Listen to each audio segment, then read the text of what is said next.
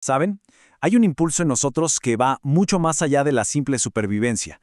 Hablamos de esa necesidad casi física de capturar, de proteger y de organizar absolutamente toda nuestra memoria colectiva. Y la verdad es que el estudio de los archivos es tan antiguo como la propia sociedad. Literalmente cada civilización ha dejado su propio rastro, ya sea en tinta, en arcilla o en papel, marcando su paso por la historia.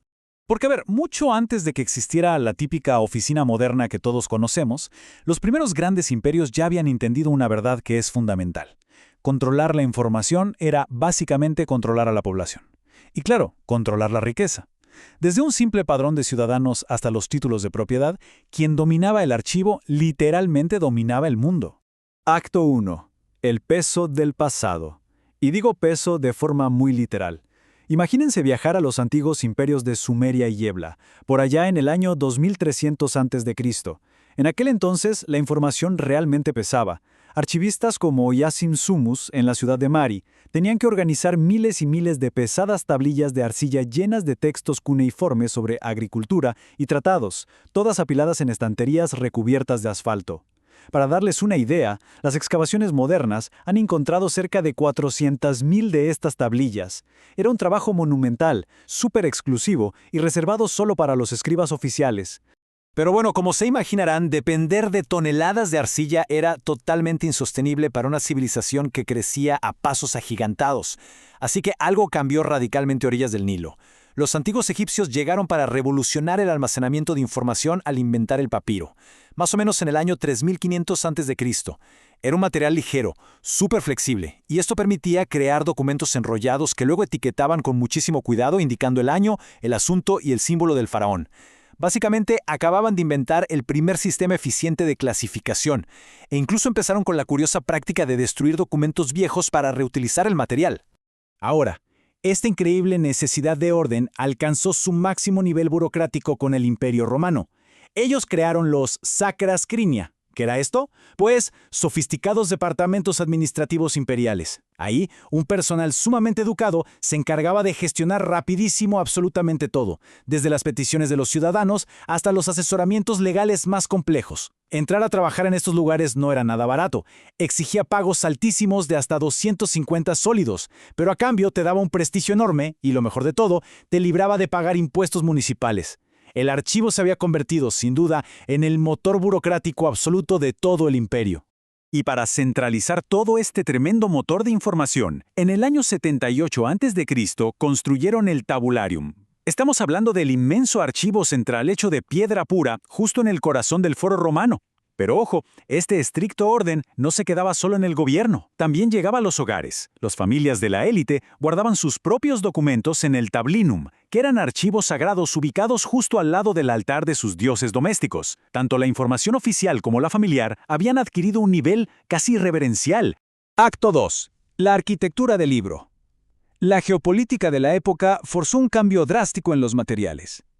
Como los egipcios tenían el monopolio absoluto del papiro, los demás tuvieron que buscar alternativas desesperadamente. Así que, en el siglo II a.C., Eumenes II de Pérgamo impulsó el uso del pergamino, hecho con piel de cabra u oveja. Este nuevo material era una locura para la época, súper resistente al clima y, lo mejor de todo, permitía raspar la superficie para corregir errores. Esto cambió para siempre la forma en que construíamos nuestra memoria escrita. Y es gracias al pergamino que pudimos decirle adiós al formato de rollo, que la verdad era bastante incómodo y frágil. En su lugar, surgió un diseño revolucionario en el norte y este de África, el formato códex. Los cristianos en Egipto lo adoptaron rápidamente, usando encuadernaciones coptas primitivas, que consistían en coser las hojas dobladas a la mitad sin usar un lomo rígido. Esto fue un antes y un después. Por primera vez en la historia de la humanidad, podíamos navegar por toda esa inmensa cantidad de información pasando las páginas, una por una, de forma secuencial. Avanzando un poco hacia la Edad Media, vemos cómo los monasterios europeos se transformaron en las verdaderas fortalezas del conocimiento. Los monjes no solo se dedicaban a copiar textos en la oscuridad, para nada, construían absolutas obras maestras de la ingeniería táctil. Imaginen por un segundo sentir el grosor de ese pergamino, tocar las pesadas tapas de madera tallada, el roce de los gruesos hilos de cáñamo, hasta llegar a esas ricas y aromáticas encuadernaciones de cuero. Cada uno de estos libros era un escudo contra el olvido.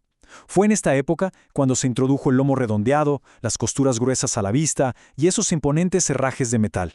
Y bueno, a toda esta impresionante tradición europea se le sumó una influencia árabe que es bellísima y súper importante para los archivos. Ellos diseñaron las encuadernaciones de cartera. Lo que las hacía especiales era el uso de solapas de pergamino flexible, botones súper detallados y unos lazos de cuero muy firmes. Era un diseño increíblemente táctil, muy funcional, y protegía los documentos tan bien que se mantuvo casi intacto durante siglos. De hecho, todavía podemos ver esta técnica maravillosa en los majestuosos registros históricos que se conservan hoy en día en lugares como Sevilla. Acto 3. El orden industrial. Llegamos al siglo XV y aquí ocurre una fractura sísmica. El papel, que fue introducido en Europa por los árabes a través de España, se encuentra cara a cara con la imprenta de Gutenberg. ¿Y qué pasa? Pues una explosión absoluta de documentos. Los temas sobre los que se escribía se multiplicaron rapidísimo y la producción de conocimiento creció a niveles exponenciales. Las monarquías se dieron cuenta de esto y empezaron a crear archivos gigantescos y permanentes, como el famoso Archivo General de Simancas fundado en 1543. Pero ojo, la verdadera aceleración vino con la revolución industrial en el siglo XIX. Aquí, la fabricación se volvió completamente mecánica. Dejamos atrás el lento proceso de hacer papel con trapos de algodón y pasamos a producirlo masivamente, casi de forma frenética, usando fibras de madera. De repente, millones y millones de hojas sueltas empezaron a inundar las nuevas empresas y las oficinas de gobierno. Era un caos total, así que se volvió urgente, literal una cuestión de vida o muerte burocrática, encontrar maneras completamente nuevas de organizar toda esta información fuera del clásico formato del libro.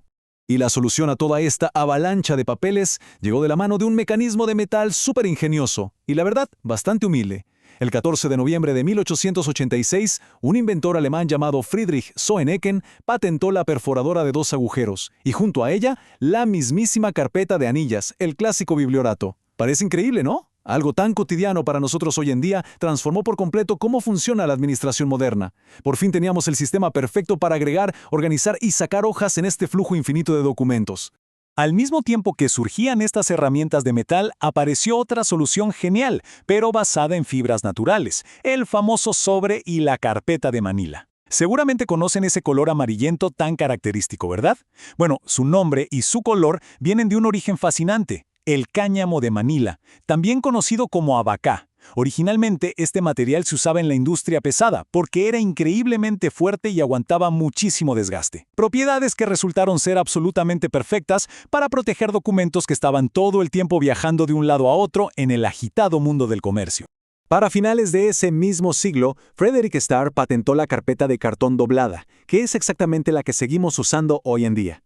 Esta simple pero súper flexible herramienta revolucionó de la noche a la mañana los sistemas de archivo vertical en todo el mundo.